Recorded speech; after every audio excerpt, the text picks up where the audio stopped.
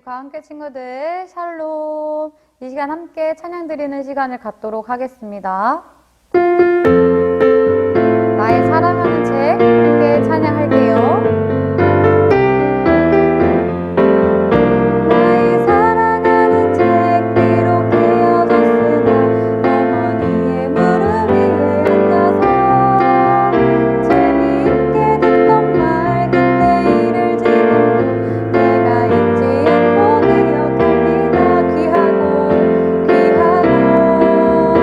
귀하다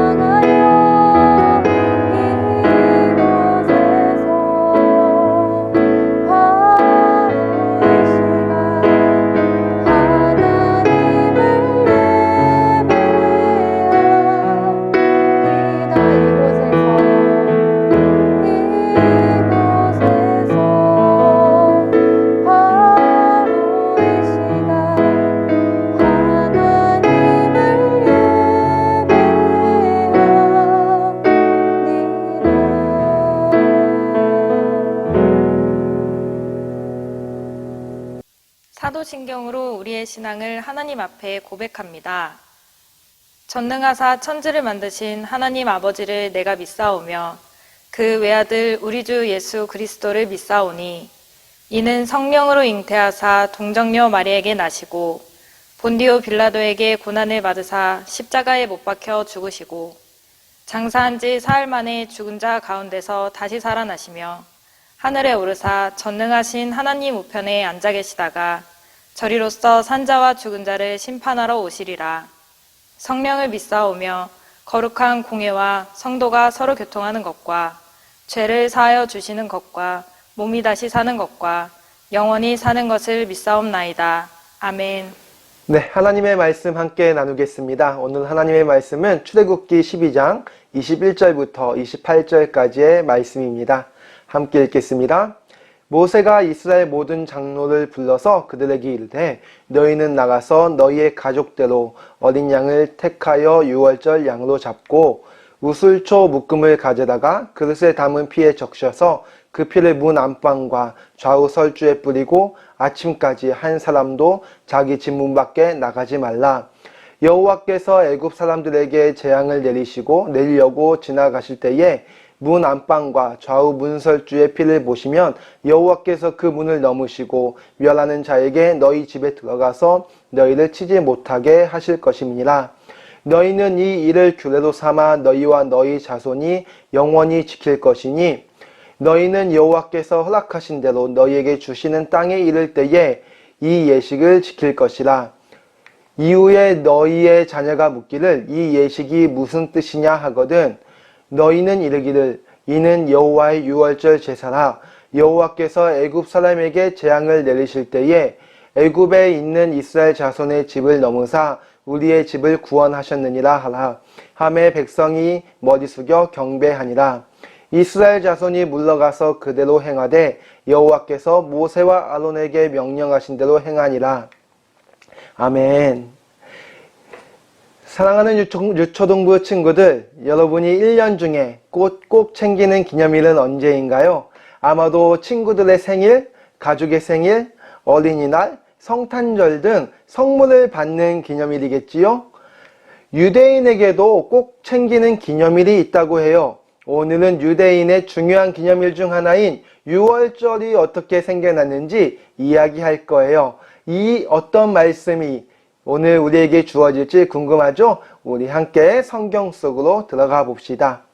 하나님의 부름을 받은 모세가 애굽 왕 바로에게 가서 말했어요. 이스라엘 백성을 보내주시오. 하지만 바로는 꿈쩍도 하지 않았어요. 그러자 하나님께서 애굽에 무시무시한 재앙을 내리기 시작하셨어요.